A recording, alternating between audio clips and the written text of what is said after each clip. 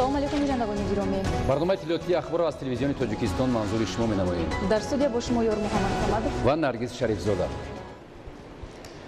корҳои сохтмонӣ дар нерӯгоҳи барқи ёбии Роғун зери таваҷҷӯҳи махсуси асосгузори сулҳу ваҳдати миллӣ пешвои миллат президенти ҷумҳурии Тоҷикистон муҳтарам Эмомалӣ Раҳмон қарор дошта, имрӯз бунёдгарони ин кохи нур ва гармӣ бо иродаи устувор, нангу номус ва шуҷоату мардонагӣ дар майдони густурда ва доманадори сохтмон корҳоеро аз таҳти дил иҷро менамоянд. Дар нерӯгоҳи барқи ёбии Роғун корҳои сохтмонӣ айни ҳол бетанаффус тибқи нақша ва дар асоси талаботи муқаррар гардида идома дорад. гузориши хабарнигорони мо аз рафти корҳои сохтмонӣ дар ин иншооти азими аср.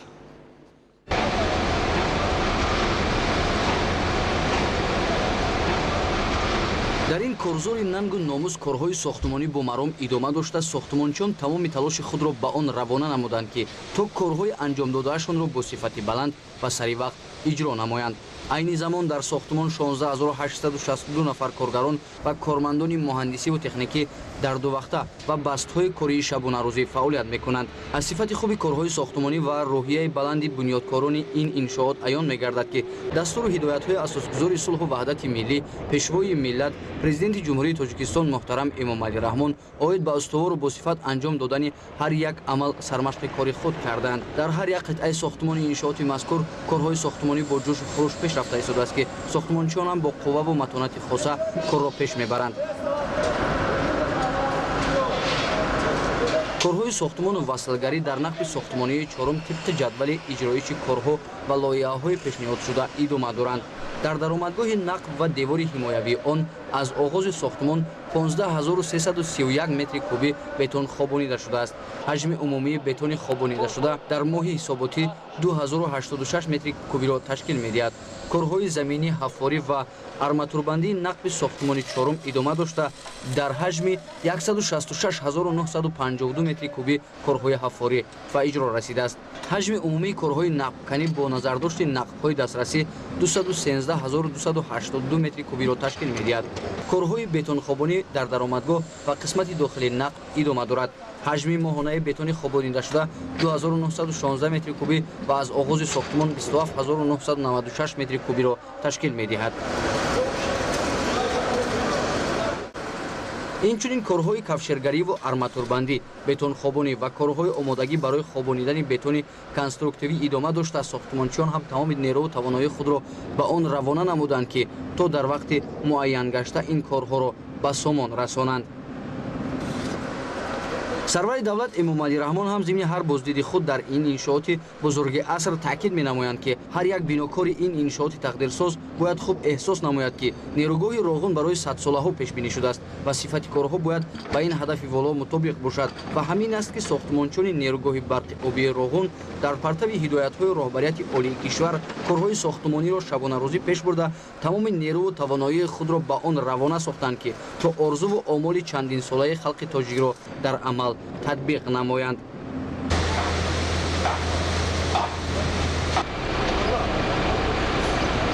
дар баромадгоҳи нақби сохтмони қабати сеюм корҳои заминӣ тибқи лоиҳа аз ҷониби ширкатҳои қудративу ватанию хориҷӣ идома дошта, дар ҳаҷми 2,455,444 метри кубӣ иҷро шуданд. корҳои мустаҳкамкунии нишебиҳо ба гузоштани анкерҳои ПНА, АЖГ, фармакунии чоҳҳои дренажӣ ва сементатсияи мустаҳкамкунанда идома дорад. сохтмони иншооти баромадгоҳи нақб идома дошта, ҳаҷми умумии бетони хобонидашуда 202,553 метри кубиро ташкил медиҳад.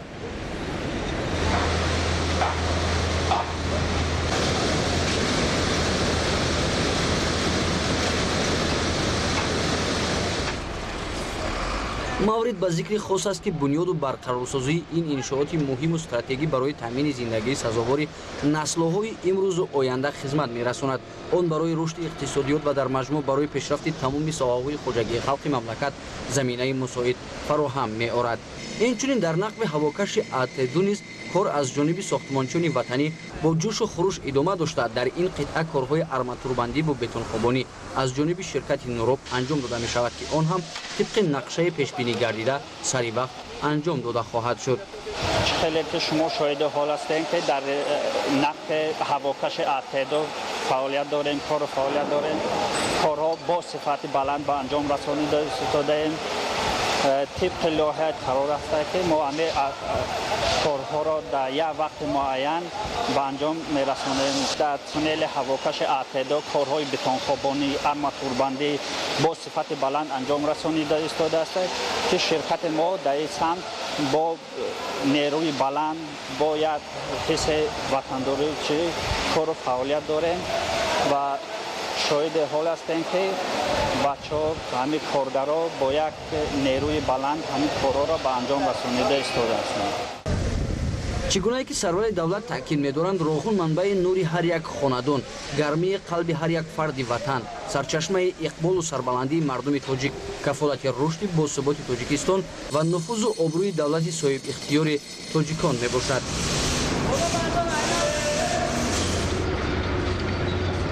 бояд тазаккур дод ки корҳои сохтмонӣ дар қисмати поёнии сарбанд бо истифода аз техникаҳои пуриқтидору мутахассисони кордон идома дошта, инҷо сохтмончиён тамоми тавоноии худро ба он равона намуданд ки корҳои иҷрогардидаро бо сифати баланд ба анҷом расонанд.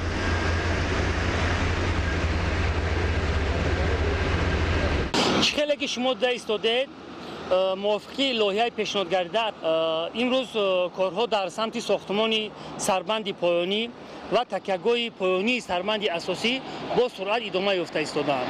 امروز علاقه در این دو قطعه کاری ما زیاده از 800,000 کub مواد خاکی و سنگی از قبیل شغل زمین، جنس‌های کوهی، مواد گلخاک و مواد فیلترها خوابانیدیم. علاقه سربند پایانی کارو در این سمت به اتمام رسید و در ساختمان سربند تکیهگاه پایانی سربند اساسی کارها ادامه یافته ایستادند. هر یک قبض خوابانیده شده بعدی تشخیص لابراتوری به قبض دیگر اجرا داده می شود و هر یک قبض زیر نظارت قطعی قرار دارد تا چی در کاری گرفته نشود به قبض دیگر اجرا داده نمی شود. همین خیلی کارها ادامه یافته ایستادند. қобили зикр аст ки корҳои сохтмону васли таҷҳизот дар нерӯгоҳ бо риояи стандартҳои байналмилалӣ, ташхиси ҳамаҷониба аз ҷониби коршиносони баландихтисосу соҳибтаҷриба ва ҷалби ширкатҳои бонуфузи ҷаҳон анҷом дода шуда ва ин кор то анҷоми пурраи иншоот идома пайдо хоҳад кард. сатҳу сифат ва суръати корҳои сохтмонӣ дар нерӯгоҳи барқи обии Роғун мувофиқи нақшаи пешбинишуда ҷараён дорад ва рағбату дилгармии диловарони Роғунро таваҷҷӯҳи доимии асосгузори сулҳу ваҳдати миллӣ, пешвои миллат, президенти ҷумҳурии Тоҷикистон муҳтарам Эмомалӣ Раҳмон афзоиш додааст. барои дар сатҳи зарурӣ омодагӣ гирифтан ба давраи тирамоҳи зимистони солҳои 2019-2020 дар зиристгоҳҳои барқии шаҳри Душанбе масъулони ҷамъияти саҳомии кушодаи шабакаҳои барқии шаҳр тадбирҳои саривақтиро амалӣ менамоянд. гузориши бо вакалон Аминзода. дар шаҳри Душанбе барои бемушкилӣ гузарондани мавсими тирамоҳу зимистони солҳои 2019-2020 тавассути зиёда аз 34 зеристгоҳи баландшиддат ба шаҳрвандон, иншооту корхонаҳои истеҳсолӣ ва нуқтаҳои хизматрасонӣ нерӯи барқ таъмин карда мешавад. бо дастгирии мақомоти иҷроии ҳокимияти давлати шаҳри Душанбе, шабакаҳои барқи шаҳри Душанбе ҳамасола дар доираи нақшачорабиниҳо, таъмиру иваз намудани трансформаторҳо дар зеристгоҳҳои шаҳр вусъат дорад. дар зеристгоҳҳои барқӣ 110 киловолт ивази трансформаторҳое ки зимистони соли гузашта бо сарборӣ кор мекарданд барои иваз кардан ба иқтидори баландтар ба нақша гирифта шуда буд. дар хатҳои барқӣ 6-10 киловолт бошад дар асоси нақшаи кам кардани талафоти технологии барқ иваз намудани 160 адад трансформаторҳои 6 киловолт иқтидорашон ба гуногун ба трансформаторҳои 10 киловолт нақша гирифта шуд барои кам кардани талафоти технологии барқ. айни замон то имрӯз аллакай 24 адад чунин трансформаторҳо аз 6 киловолт ба 10 киловолт иваз карда шуданд ва дар ин самт корҳо идома доранд. аз ҷумла дар зеристгоҳи шабакаҳои барқии Қаҳорова 110 ба 10 киловолт ампера марҳилаи дуюми сохтмони зеристгоҳ идома дорад. тибқи нақша тайёрӣ ба мавсими тирамоҳу зимистони солҳои 2019-2020 корҳо дар самти сохтмони навбати дуюми зеристгоҳи барқии Қаҳоров 110 ба 10 киловолт рафта истодааст. аз сабаби дар ҳолати серборӣ қарор доштани зеристгоҳи барқии Қаҳоров трансформатори қудратии 20,000 ква сохтмони насби дуюми трансформатори қудратии 10,000 киловольт ампера корҳо идома дорад. Бо насби трансформатори қудратии 10,000 киловольт дуюм ҳолати кори зеристгоҳ мутаддил гашта таъминоти барқ амалӣ карда мешавад. ҳамчунин зеристгоҳи шабакаҳои барқии промишлени пурра нафсозӣ карда мешавад ки корҳо дар ин самт вусъат дорад дар арафи анҷомёбӣ қарор дорад. дар зеристгоҳи мазкур ду трансформатори 40,000 киловольт ампера оварда шуд ва ба ҷои трансформатори 25,000 киловольт ампера ки дар зеристгоҳи шабакаҳои барқии промишлени фаъолият мекард насб гардид. дар навбати худ трансформатори ивазгарида ба дигар зеристгоҳ бурда мешавад ки эҳтимолнокии барқ дар шаҳри душанбе дучанд хоҳад шуд. айни замон дар зеристгоҳи барқи промишн 135 ба 10 киловольт қаву дорем ки мувофиқ корҳои азнавсозӣ бо маблағгузории ҳукумати ҷопон рафта истодааст ки дар зеристгоҳи барқи промишн ба ивази 2 адад 25,000 киловольт ампер ба 40,000 киловольт ампер иваз карда шуд. корҳои насб василкунӣ идома дорад. дар зеристгоҳи барқи баҳор 110 ба 10 киловольт ампера дастгоҳи тақсимотии 10 киловольт ампера пурра нафсозӣ карда мешавад. тадбири мазкур имкон медиҳад ки сарборӣ дар трансформатор кам гардида ҳолатҳои садамавӣ ба маротиб коҳиш дода шавад ва сокинон бемамоният аз барқ истифода намоянд. таҷҳизотҳои ки дар ин ҷо амал мекарданд дар солҳои 70-уми асри гузашта сохта ба истифода дошта буданд ки аз лиҳози эътимоднокии таъминоти барқ ба талаботи имрӯза ҷавобгӯ набуданд ва ҳангоми истифодабарӣ ба таъмир ниёз доштанд ки инчунин қисмҳои эҳтиётӣ барои таъмири чунин таҷҳизотҳои барқӣ истеҳсол намешавад ки мушкилиҳои зиёдро ба бор меовард. бо назардошти он ки аҳолии пойтахт сол то сол зиёд мешавад миқдори истифодабарандагони нерӯи барқ низ меафзояд. аз ҷониби ҷамъияти саҳмии кушодии шабакаҳои барқи шаҳри душанбе сохтмони зеристгоҳи 110-35 ба 10,000 киловольт амперии радиостансия аз ҷониби ширкати ТГМ бо суръат идома дорад ва дар зеристгоҳи мазкур 2 адад трансформаторҳои нави баландиқтидори 40,000 киловольт ампера васлу насб карда шудааст. ҷиҳати саривақт бартараф намудани мушкилиҳо дар самти таъмини нерӯи барқ ба сокинон дар мавсими тирамоҳу зимистони солҳои 2019-2020 дар 4 ноҳияи шаҳри душанбе аз ҳисоби кормандон гурӯҳҳои фаврии таъмирӣ таъсис дода шудааст ва ин гурӯҳҳо ба таври шабонарӯзӣ фаъолият менамоянд. гуфта мешавад сокинон низ дар истифодаи сарфакоронаву оқилонии қувваи барқ масъулиятшиносӣ зоҳир карда барқро сарфакорона истифода намоянд ва дар пардохти ҳаққи истифодаи он сарлангорӣ накунанд. бобокалон аминзода, фирӯзи муссо, ахбор. дар заминаи таваҷҷӯҳи пайвастаи ҳукумати ҷумҳурии тоҷикистон ва талошҳои созандаи роҳбарияти шаҳри душанбе пойтахти мамлакат ба пешравиҳои назаррас ноил мегардад.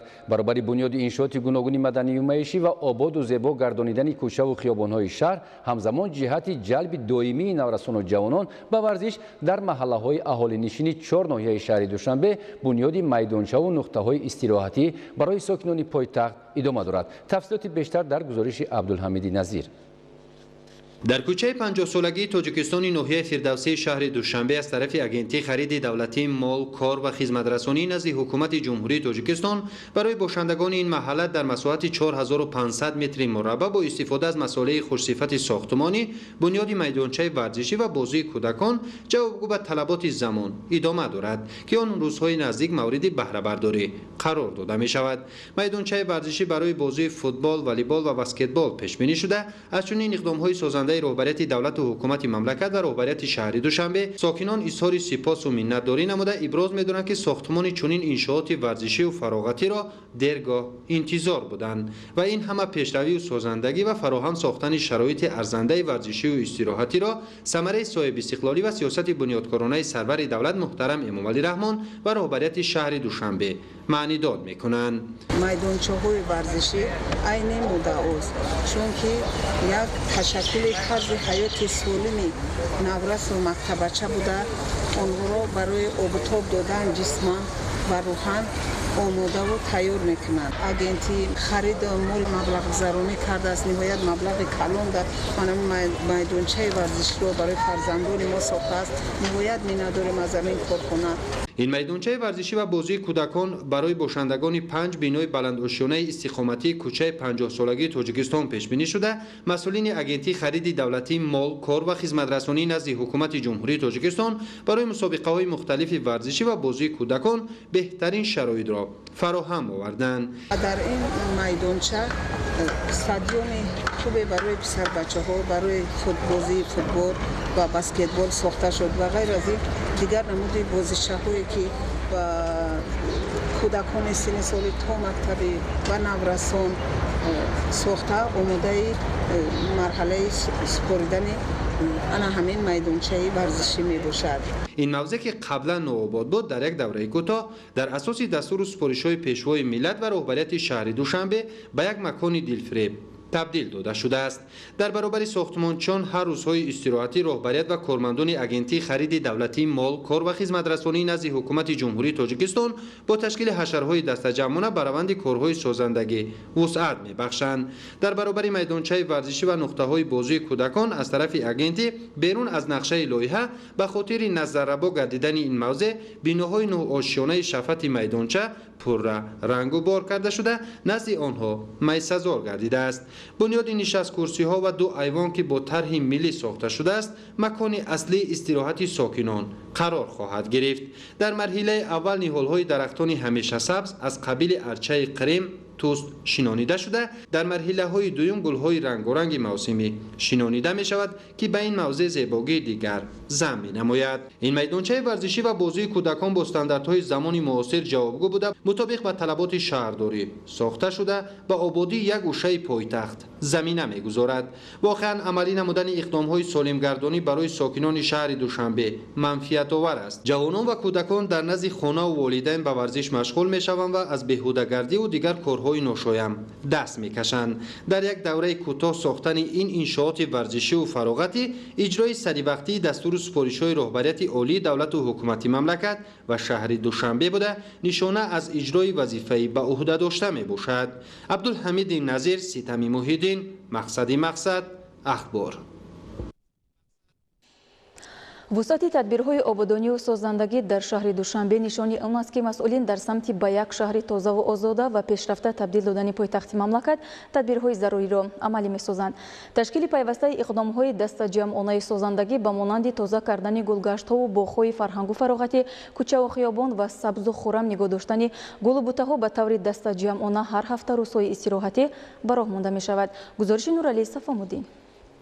در اساس تاکیدهای همیشگی رهبریت سطح عالی دولت و حکومت جمهوری تاجیکستان این وطن را بجز ما و شما کسی دیگر آباد نمی‌کند و ما باید همیشه کوشش به آن نماییم که در آبادانی سرزمین اجدادی خود سهمگذار باشیم. تاکید کردن به مورد است که دوام چند سال اخیر از طرف حکومت جمهوری تاجیکستان برای استراحت و فراغت ساکنان شهر دوشنبه و مهمانان داخلی و سیاحان خارجی باغ‌های فرهنگ و فراغتی و گلگشت‌ها و میدانچه‌های ورزشی ساخته مورد استفاده قرار داده شده است و ساکنان و مهمانان دوشنبه شهر همروزه از این باغ‌ها به طور وسیع استفاده می‌برند. از این خاطر برای نگاه‌بین، سبز و خرمگردانی و تازه و آزاده نگاه داشتن این جای‌ها مسئول هستیم و باید برای تشکیل نمودن تدبیرهای دست جمعانه آبادانی هوسمند باشیم. باغ فرهنگ و فراغتی به نام نظام‌الدین علیشیر نوایی هر هفته در روزهای استراحتی به مکان گذراندن تدبیرهای دست جمعانه آبادانی تبدیل می‌یابد. مقصد از تشکیل چنین حشری دست جمعانه سزاوار پیشواز گرفتن جشن استقلالیت دولتی جمهوری تاجیکستان و تشکیل استراحت خوب نفرانی که به این باغ فرهنگی و فراغتی تشریف می‌آورند به حساب می‌رود. یادآور می‌شویم که باغ مذکور در اساس امر پرزیدنت مملکت محترم امامعلی رحمان از 5 مارس سال 2018 نظام‌الدین علیشیر نوایی نامگذاری شده. در آن همچون رمز دوستی خلق‌های تاجیکستان و ازبکستان مجسمه متفکران برجسته این دو ملت با هم دوست و همسایه نورالدین عبدالرحمن جامی و نظام‌الدین علیشیر نوایی گذاشته شده است. برای فراهم آوردن شرایط مکمل استراحت و فراغت در باغ نظام‌الدین علیشیر نوایی قهوه‌خانه دارای تجهیزات معاصر خدمترسانی، نشستگاه‌ها و قوطی پرتوگیری جوابگو به طلبات امروزه موجود است. در قسمت دیگری باغ میدانچه برای بازی کودکان تشکیل گردیده در آن تجهیزات ضروری برای دلخوشی و استراحت نورسان و برای مشغول شدن به آب و تاب بدن باشد. در باغ 2 نقطه مجهز با دستگاه‌های ورزشی موجود است. البته طور گفته شد تشکیل تدبیرهای دست جمعانه آبادانی در محل زیست نزد کارخانه و تشکیلات باغ‌های مرکزهای فرهنگی و فراغتی و کوچه و خیابانها از جمله اقدام‌هایی میباشند که باید همگان به برگزاری آن در روزهای استراحتی هوسمند باشند، زیرا استقبال جشن‌های ملی در پیش ایستاده در برابر مردم دارای فرهنگ والای و تاریخ قدیمه بودن ما، همچنین ملت آزاده و تازه‌کار بودن ما را نیز باید معرفی نماید. نورعلی صفومی‌دین، خورشید عزیز، برای برنامه اخبار. бунёду навсозии роҳҳои нақлиётӣ сохта ба истифода додани бинову иншооти маъмуриву истиқоматӣ ва хизматрасонӣ, таҷдиди боғу гулгаштҳои мавҷуда ва аз навсозии иншооти дигар дар пойтахт дар асоси нақшаҳои мукаммал ва ба таври муосир роҳандозӣ мешавад, ки натиҷаи заҳматҳои пайвастаи шаҳрдорӣ ба ҳисоб меравад. умуман дастовардҳо дар пойтахт зиёд ба назар мерасанд ва ин ҳама албатта бо ташаббус ва роҳнамоиҳои роҳбарияти олии ҳукумати мамлакат ба миён омаданд.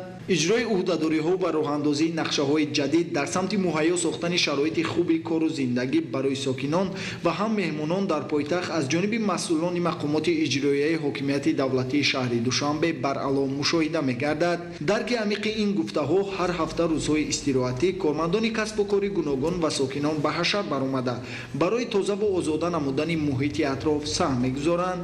ин навбат нозирони минтақаи шуъбаи вазорати корҳои дохилии дуд дар ноҳияи Сино, кормандони ташкилоти идоракунандаи фонди манзили рақами 116 ноҳияи Сино дар якҷоягӣ бо сокинони маҳаллаи Зарафшон ба ҳашари дастаҷамона баромада атрофи муассисаҳо, кӯчаву роҳравҳоро аз партоб тоза карда даҳо биноҳои баландошиёнаи истиқоматӣ аз рангу бор бароварда шудааст. дар ин иқдомҳои созанда бештар ҷавонон фаъолона иштирок намуда кӯшиш бар он менамоянд ки пайрави сиёсати созандаи роҳбарияти давлату ҳукумати ҷумҳурии Тоҷикистон ва роҳбарияти шаҳри Душанбе бошанд. минтақаи мо ки аз 4 шаҳрак иборат мебошад, ҳар рӯзои шанбе мардум ба ҳашари умумӣ баромада мана гирду атрофи биноҳо, муассисаҳои мактабӣ ва то мактабиро тозаву озода нигоҳ медорем.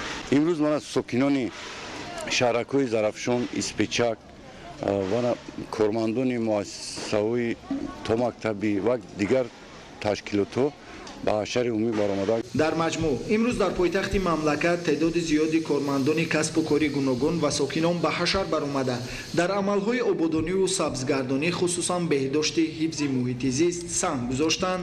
ҳар як нафари иштирокчии ҳашари имрӯза бо ҳисси баланди ватандӯстиву хештаншиносӣ дар ин амали тозакорӣ иштирок намуда иброз доштанд ки баҳри ободу зебо гардидани ҳар гӯшаву канори пойтахти мамлакат шаҳри Душанбе ҳиссагузор хоҳанд буд. манучери Сулаймон, Хуршеди Ҳусейн, Душанбе, ахбор. аз километри 310 то 316 роҳи Ағбаи Қарамиқи Лағш сарҳади Қирғизистон дар ҳама фасли сол қисми осебпазир ва аз ҳама мавзеи хатарноки роҳ ба ҳисоб меравад. кормандони масъули нигоҳдории ин қитъаи роҳ бо истифода аз техникаҳо роҳро аз регу сангпораҳо тоза мекунанд. Нуриддини Қурбон ва Баҳриддини Исомиддин аз ноҳияи Лағш гузориш медиҳанд. ронандагону мусофироне ки ҳамарӯза тариқи роҳи Ағбаи Қарамиқ аз ҷумҳурии Тоҷикистон ба ҷумҳурии Қирғизистон ва баръакс рафту омад мекунанд, таъкид медоранд ки новобаста аз вазъи обу ҳаво дар ин қитъаи роҳ резиши регу санг ва фаромадани ярч ба қайд гирифта мешавад. ин ҳолат боиси муваққатан банд шудани роҳ мешавад. айни замон барои тоза кардани роҳ аз сангу рег кормандони муассисаи давлатии нигоҳдории минтақаи Лағши ноҳияи Лағш бо ҷалби техникаҳо фаъолият доранд. кормандон ҳангоми тоза кардани роҳ ба мушкилӣ рӯбарӯ мешаванд, зеро фаромадани беисти регу сангпораҳо кори онҳоро дучанд душвор мегардонад. дар натиҷаи камтар борон ҳамин фаромадани сел лағжишҳои кӯҳӣ инҷа доимо ҳастад. коре мекунем ки ҳамин инҷа як нуқтае ҳаст ки ду ҷумҳуриро ба ҳам мепайвандад. 6 километр аймоуси сарҳади Қирғизистон сар мешавад. то ҳамҷара вазимаи мо ҳаямира нигаҳдориш. мо ҳамин таслим мегирем дихами ҳамаи иқвом ва сар мегирем ки ҳамин шоҳроҳ манъ нашавад. бояд зикр намуд ки роҳи автомобилгарди Душанбе Лағш Сайрон Қарамиқ аҳамияти байналмилалӣ дошта дар ин масир таъмин будани ҳаракати нақлиёт муҳим шуморида мешавад. дар мувозинати муассисаи давлатии нигоҳдории минтақаи Лағш зиёда аз 50 километр роҳи аҳамияти байналмилалӣ дошта ва қариб 40 километр роҳи маҳаллӣ мавҷуд аст. ҳамарӯза тариқи ағбаи қарамиқ нақлиёти зиёди боркаш ва мусофирбар аз ҷумҳурии тоҷикистон ба ҷумҳурии қирғизистон ва аз ҷумҳурии қирғизистон ба ҷумҳурии тоҷикистон рафту омад мекунанд. Саривақт тоза кардани роҳ аз сангу рег имкон фароҳам меорад ки ҳаракати нақлиёт тавассути ағбаи қарамиқ бемушкилӣ сурат гирад. тибқи иттилои масъулон ҳоло ҳаракати нақлиёт дар роҳи мазкур ба таври шабонарӯзӣ ба роҳ монда шуда ронандагон бемамнуият рафту омад доранд. Нуриддини Қурбон, Баҳриддини Исмониддин, Убайдуллои Сайвалӣ аз ноҳияи Лахш барои барномаи Ахбор. با استقبال 30 سالگی استقلالیت دولتی جمهوری تاجیکستان در ناحیه تیمورملیک تدبیرهای آبادانی و سازندگی وسعت داده می‌شوند. در همین زمینه در ناحیه 7 انشاءات تعییناتی گوناگون مورد بهره برداری قرار داده شد. گزارش از ناحیه تیمورملیک. امروزها در همه شهر و ناحیه‌های مملکت به استقبال 30 سالگی استقلالیت دولتی تدبیرهای آبادانی و سازندگی وسعت می‌یابد. در ناحیه تیمورملیک در همین زمینه چند انشاءات تعییناتی گوناگون مورد بهره برداری قرار داده شدند. بنیاد انشاءات مذکور که بیشترشان تعیینات اجتماعی دارند باعث باز هم بلند گردن سطح خدمت‌رسانی طبی و دیگر نمودهای خدمت‌رسانی‌های اجتماعی می‌گردد. مورد ذکر است که تدبیر مذکور در دایره بهسازی انفراستراکچور دهات بنیاد گردد نقشه چاره‌بینی‌های مقامات اجرایی حکومت دولتی را در سمت بنیاد مرکزهای خدمت‌رسانی طبی و اجتماعی را کامل می‌نماید. در بنیاد مورد بهره برداری قرار دادن چنین مرکزها در برابر جلب مبلغ‌های بودجتی همچنین سهم صاحبکاران وطن دوست نیز نظر است. بنیاد با استفاده دادن مرکز سودا در ناحیه تیمورملیک باعث گردید که اهالی از خدمت‌رسانی سطح بلند برخوردار گردیده محصولات مورد نیازشان را با صفت بلند دسترس نمایند. باید گفت که بلند برداشتن خدمت‌رسانی اجتماعی در دهات در مد نظر قرار داشته تکمیل اینفراستراکچور ضروری خدمت‌رسانی از جمله حمام و سرتراشخانه و پیشنهاد خدمت‌رسانی با صفت و رعایت قاعده‌های سانیتاری و گیگینی مرحله به مرحله در ناحیه انجام داده می‌شود. در محله‌های علاهیده شماره زیادی انشاءات تعییناتی گوناگون در نظر داشته شده است. در 10 سال اخیر با اقتصادیات تاجیکستان در حجم زیاده 33 میلیارد سومانی سرمایه مستقیم خارجی وارد گردیده است که قسم زیادی آن بر رشد ساحه‌های انرژتیکا، علاقه، ساختمان، استخراج و کارکرد کندنی‌های فایده‌ناک و بنیاد اینفراستراکچور روانه شده است. بیشتر کردن جلب سرمایه خارجی و رشد بازار کاغذهای قیمتناک در جمهوری از متخصصان بلند اختصاص وابستگی زیاد دارد. وضع نظام مالیوی کشور تقاضا می‌نماید که متخصصان داننده ساحه در سطح بین‌المللی آماده کرده شوند. با نظر داشت این در دانشگاه مالیه و اقتصاد تاجیکستان یک گروه متخصصان به کورس تکمیل اختصاصی ساحه مالیه، قرض، همچنین خرید و فروش کاغذهای قیمتناک و جلب سرمایه فرا گرفته شدند. غمخواری‌های راهبر دولت و تشکیل کنندگان کورس بود که ما شنوندگان از تمام شهر و ناحیه‌های جمهوری در مرکز شهر دوشنبه جمع آمده در کورس 6 روزه دانشی مالیوی، اقتصادی، تجارتی و سرمایه‌گذاری خود را مکمل نمودیم. فروش کاغذهای قیمتناک از بی‌خروش‌شوی پول پیشگیری نموده امکان می‌دهد که استواری نظام بانکی تامین کرده شود. از این رو برآوریش کاغذهای قیمتناک و فروش آنها توسط تأسیس بیرژه‌های فوندی مهم ارزیابی می‌گردد. تأسیس بیرژه فوندی امروز برای جمهوری تاجیکستان به غایت مهم است، چون که برای تنظیم در آوردن سیاست پولی و قرضی در جمهوری تاجیکستان چنین تشکیل نمودن چنین یک فضای مساعد بازار کاغذهای قیمتناک یعنی بیرژه فوندی به غایت مهم به شمار می رود، چون که وقتی که فعالیت بیرژه جانک می گردد در این حالت استوارگردی قرب پول ملی، پس گردیدن سطح همون معیار فایز قرضی در جمهوری پس می گردد. از سال 1990 در مملکت همگی 3 بیرژه تأسیس یافته بود، ولی طور عالمان ابراز می‌دارند با سبب نارسایی متخصصان این بیرژه ها از فعالیت باز ماندند و اینک به خاطر آماده سازی متخصصان در این سمت و رشد بازار بیرژوی در تاجیکستان با پیشبرد کارهای آموزشی قدم‌های اولین گذاشته می‌شوند. اولین کاری که ما با مقصد داریم که جاری نماییم این خرید و فروش کاغذهای قیمتناک شرکت‌های وطنی و شرکت‌های داخلی و خارجی کشور در سطح بازار کاغذهای قیمتناک جمهوری و بازار قیمتناک خارجی کشور میباشد و با این وسیله جلب نمودن سرمایه به اقتصادیات جمهوری و اقتصادیات هر یک شرکت یا کارخانه‌های جمعیتی و دولتی میباشد. роҳҳои таъмини устувории низоми бонкӣ дар шароити имрӯза аз иқтисодшони донишманд вобаста мебошад. Аз ин рӯ дар давраи омӯзишӣ усулҳои муосири пешбурди кор дар биржа ва бозори коғазҳои қиматнок пешниҳод карда шуд. Дар оянда курси омӯзишӣ дар 5 даври дигар ба нақша гирифта шудааст, ки дар дохил ва хориҷи мамлакат гузаронида мешавад, то ки мутахассисони соҳа аз таҷрибаи байналмилалӣ дар ин самт баҳравар шаванд. зиёда аз 100 нафарро дар хориҷи кишвар барои тайёр менамоем барои мутахассиси дараҷаи сатҳи байналмилалӣ барои хариду фурӯши коғазҳои қиматнок ва ҷалби сармоя. 200 нафари дигарро аз тамоми миқёси ҷумҳурӣ даъват мекунем ва курсҳои омӯзишӣ ташкил мекунем барои омода намудан дар курсҳои дохилӣ дар худи дохили кишвар.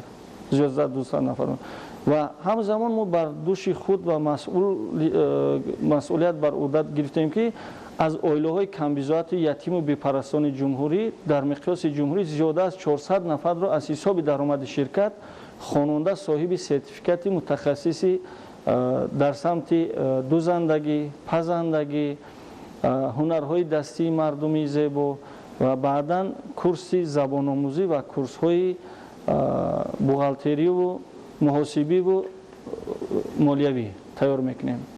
ин иқдом дар асоси дастури супоришҳои пешвои миллат муҳтарам Эмомалӣ Раҳмон роҳандозӣ мегардад. Дар даври аввал ҳамаи шунавандагон сертификати курси омӯзиширо соҳиб шуданд.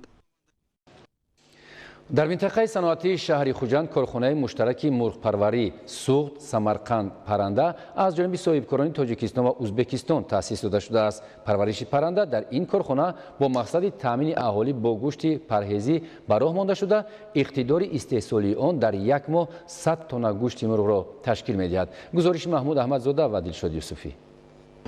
дар доираи дастури супоришҳои президенти ҷумҳурии Тоҷикистон пешвои миллат муҳтарам Эмомалӣ Раҳмон дар марҳилаи аввал корхонаи муштараки ҷамъияти дорои масъулияташ маҳдуди Суғд, Самарқанд, Парранда дар минтақаи саноатии шаҳри Хуҷанд таъсис ва ба фаъолият шурӯъ намуд, ки дар як моҳ парвариши то 100 000 сар паррандаро дар бар мегирад.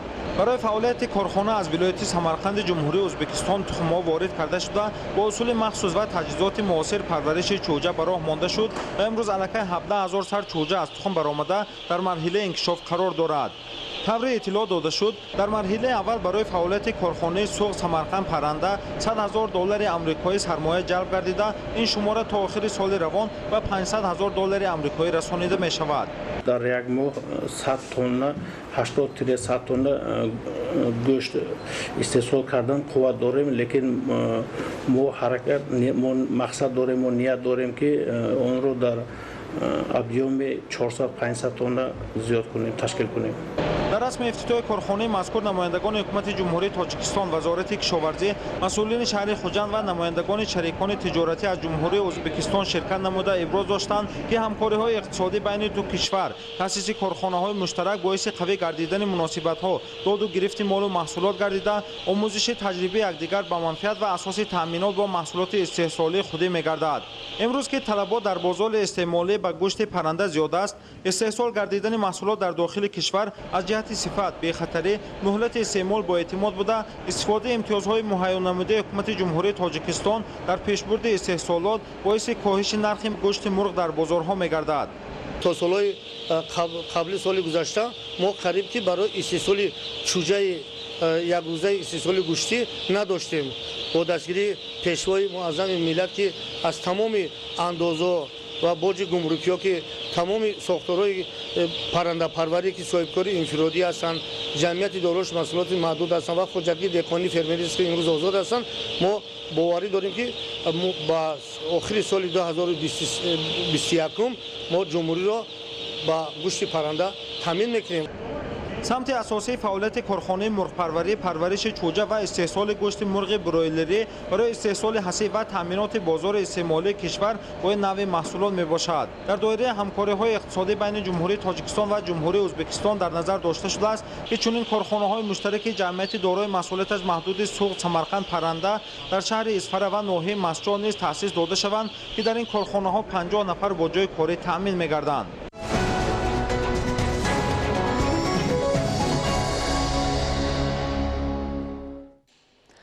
дар доираи вусъати тадбирҳои ободониву созандагӣ дар ноҳияи восеъ иқдоми таъмири мактабҳо таҳти унвони одам нашавад касе магар аз мактаб идома дошта. Дар доираи ин тадбир 70 муассисаи таълимии ноҳия таъмиру навсозӣ карда мешаванд. гузориши Сайҷафари Маҳмадалӣ ва Хуршеди Нодирхон. бо мақсади беҳтар намудани шароити таълиму тарбият дар ноҳияи восеъ бо дастгирии мақомоти иҷроии маҳаллии ҳокимияти давлатии соҳибкорон ва ассотсиатсияи волидайну омӯзгорон дар асоси нақша чорабинии шуъбаи маориф ва вусъати тадбирҳои ободониву созандагӣ таъмири муассисаҳои таълимӣ идома дорад. дар доираи аксияи таъмири мактабҳо ки бо ибтикори мақомоти иҷроии ҳокимияти давлатии вилояти Хатлон роҳандозӣ гардидааст, то санаи 15 август бояд тамоми муассисаҳои таълимии ноҳия пурра аз таъмири хусусифат бароварда шавад. имрӯз дар 72 муассисаҳои таҳсилоти миёнаи умумии ноҳия ва 7 муассисаи томактабӣ таъмири асосӣ рафта истодааст. дар гимназияи давлатии рақами 1 ноҳия дар доираи ин тадбир яъне аксияи таъмири мактабҳо бо ҷалби омӯзгорон, сохтмончони маҳаллӣ ва кормандони бахши хоҷагидории муассиса аллакай якчанд синфхона аз таъмир бароварда ва мизу курсиҳо рангубор карда шудааст. гимназияи давлатии рақами 1 ноҳияи восеъ аз 18 синфхона, 5 утоқи корӣ, 1 зали маҷлисгоҳ, 1 лабораторияи химия иборат мебошад. дар гимназия 5 синфхона пурра аз таъмир бароварда шудааст. мо ҳаракат мекунем дар давоми 10 рӯзи пешомад таъмири гимназияро пурра ба анҷом расонем. дар муассисаҳои таълимии рақами 4, 19 ва 28 ноҳия низ корҳои таъмирӣ бо сифати баланд ҷараён дорад. дар мактаби рақами 19 бо саҳми волидайни хонандагон бояд намои асосии муассиса пурра аз таъмир бароварда шавад. дар мактаби рақами 68 ноҳия бошад бо дастгирии соҳибкорон ва сокинони деҳот аллакай тамоми синфхонаҳо аз таъмир бароварда шудааст. бо дастгирии асосгузори сув ваҳдати миллӣ пешвои миллат президенти ҷумҳурии Тоҷикистон муҳтарам Эмомалӣ Раҳмон соли 2006 мактаби рақами 68 дар деҳаи Лулён ба истифода дода шуд. дар ин мактаб 180 нафар хонандагони деҳаи Лулён ба таълим фаро гирифта шудааст. дар доираи аксияи таъмири мактаб мо синфхонаҳои мактабро бо дастгирии соҳибкорон аз таъмир баровардем. дар ҳамаи деҳоти ноҳия бо пуштибонӣ аз сиёсати маорифпарваронаи ҳукумати ҷумҳурии Тоҷикистон ва муроҷиатномаи шуъбаи маориф оид ба таъмири мактабҳо соҳибкорон шахсони саховатпеша дар аксияи мазкур ба хотири дастгирӣ рушди соҳа ва бозам беҳтар намудани шароити донишандӯзии фарзандон фаъолона ширкат меварзанд. мо тасмим гирифтем ки имрӯз дар аксияи имрӯза иштирок кунем то ин ки муассисаи таълимии деҳаи мо боз ҳам як таъмири хубу хушсифатро доро бошад то ин ки фарзандони мо дар як фазои хуб таҳсил кунанд. дар мактаби таҳсилоти миёнаи рақами 10 ноҳия низ бо дастгирии хатмкардагони муассиса то моҳи август бояд ҳамаи биноҳои таълимӣ ва синфхонаҳо пурра аз таъмири асосӣ бароварда шавад. дар нақша дорем ки толори муассиса ва 2 бинои дигари муассисаро бо дастгирии падару модарон ва хатмкардагоне ки имрӯз дар хориҷи кишвар кор мекунанд ба пуррагӣ аз таъмир барорем. дар баробари таъмиру навсозии муассисаҳои таълимӣ имрӯзҳо дар ноҳия дар назди 16 мактаб сохтмони синфхонаҳои нав ва биноҳои иловагӣ идома дорад ки имсол дар арафаи соли нави хониш 3 иншооти он аз ҷумла мактабҳои рақами 24, 32 ва 52 ба истифода дода мешавад. дар маркази вилояти Хатлон шаҳри Бохтар иқдоми намоишфурӯши китоб ки аз ҷониби муассисаи нашриявии Адиб роҳандозӣ шудааст баргузор гардид. чорабинии мазкур дар доираи озмуни ҷумҳуриявии фуруғи субҳи доноӣ доир гардида дар он беш аз 8000 нусха 200 номгӯи адабиёти тозанашр пешкаши сокинони вилояти Хатлон гардонда шуданд. гузориши Абдурозиқи азиз. صبح امروز کاروان کتاب و ادبیات تازه نشر با تعداد بیشتر از 8000 نسخه به مرکز ولایت ختلان شهر بختر رسید. نمایش عکسی فروش کتاب از جانب مؤسسه نشریوی ادیب در دایره آزمون جمهوریوی فروغ صبح دانایی برگزار گردیده هدف از آن وصف کتاب و ترنم مطالعه ارزیابی می شود. ساکنان ولایت ختلان خصوصا کارمندان تشکیلات اداره های شهری و ولایتی این چاره‌بینی فرهنگی را همچون پدیده نیک پذیرفتند و برای خود و فرزندانشان کتاب و ادبیات تازه نشر اثرهای ادیبان کلاسیک و دیگر نامگوی اثرها را خریداری کردند.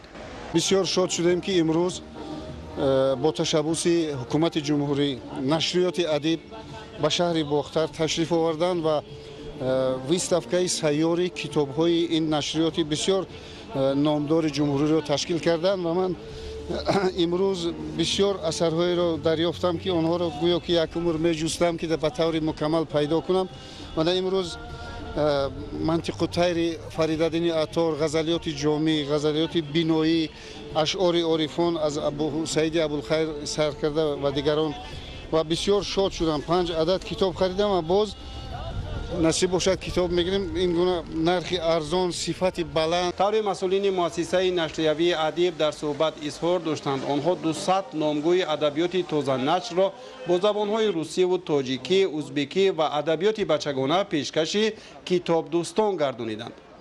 مقصد از گذراندن این چهاربینی از نو مردم را به سوی کتاب و عالم کتاب جلب کردن است که من در دوشنبه هم شاهد بودم. خلق مردم از همه گوشه و کنار جمهوری جمع شدن، کتاب خریدن و یک ایدی، یک اندازه بگیم که به ایدی کتاب مبادل شد که این عنعنه در حضور در ولایت ختون ادامه دارد. من 4 کتاب خریدم.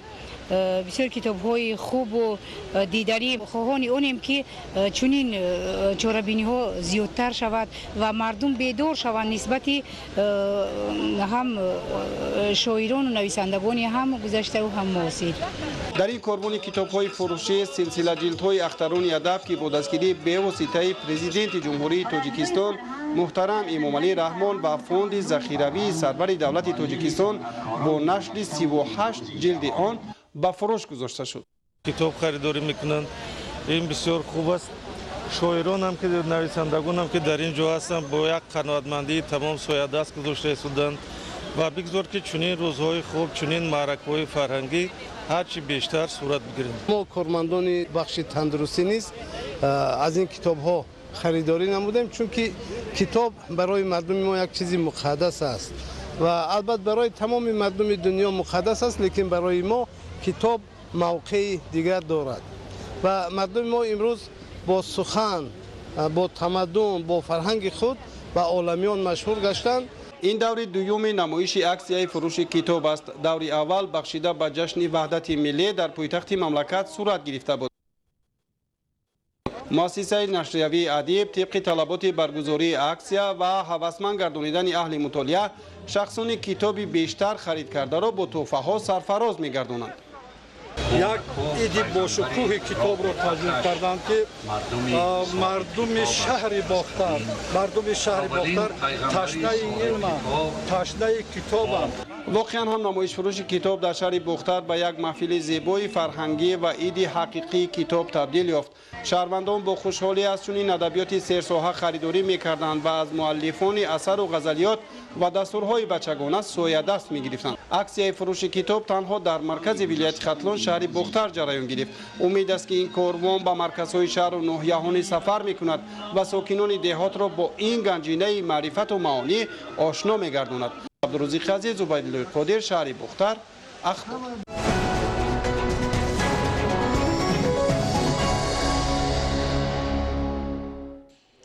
در شهر خوروغ راهپیمایی عمومی تحت عنوان بدخشان ضد مواد نشآور با اشتراک دایره وسیع کارمندان اداره و مؤسسه‌های دولتی، سابقه‌داران و ورزشکاران و ساکنان شهر برگزار گردید. گزارش خبرنگاران ما.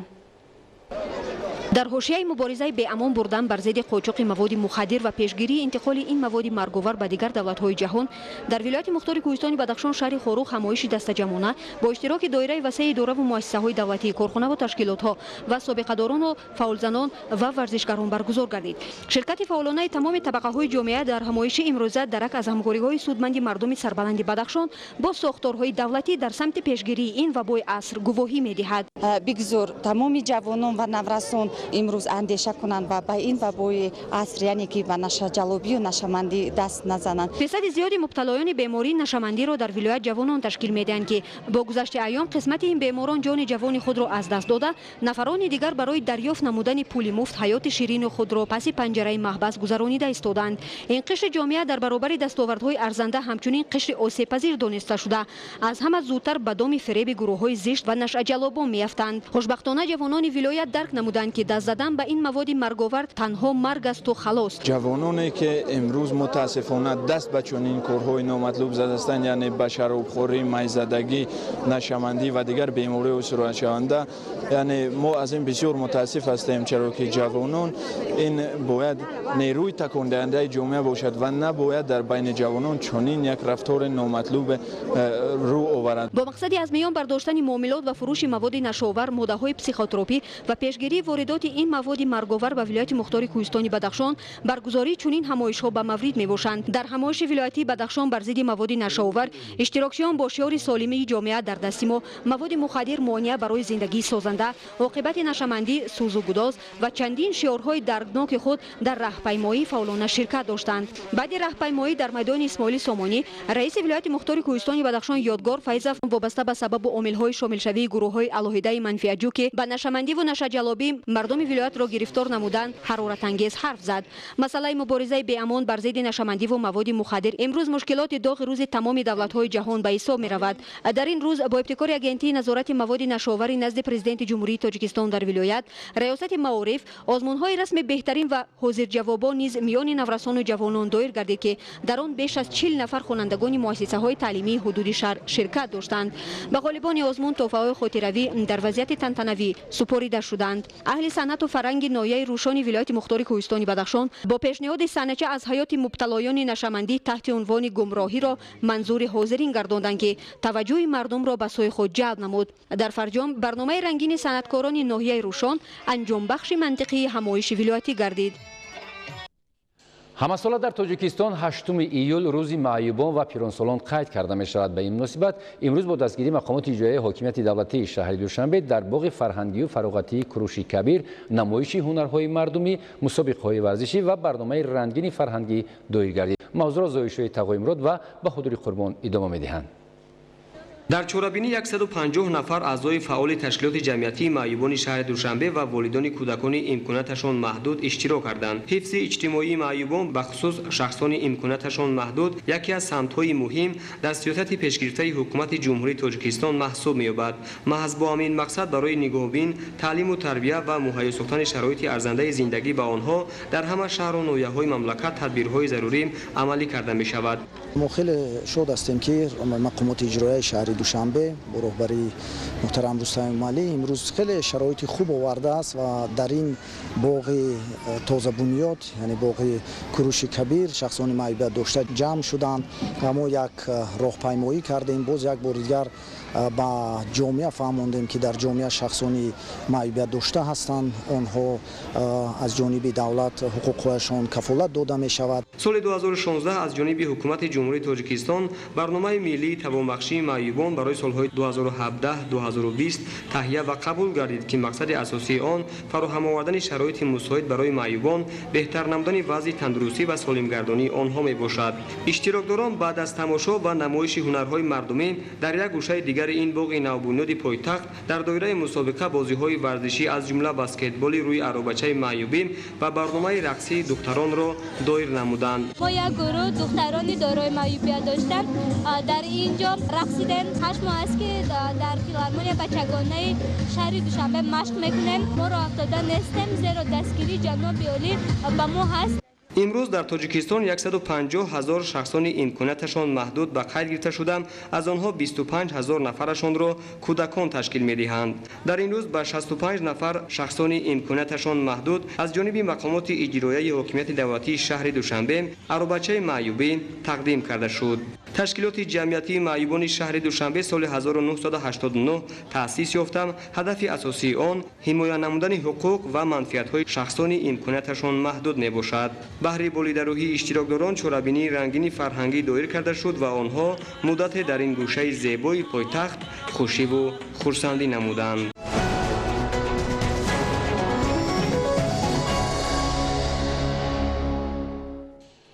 بینندگان گرامی، این بود برنامه اطلاعاتی اخبار از تلویزیون تاجیکستان. خیر، سلامت باشید.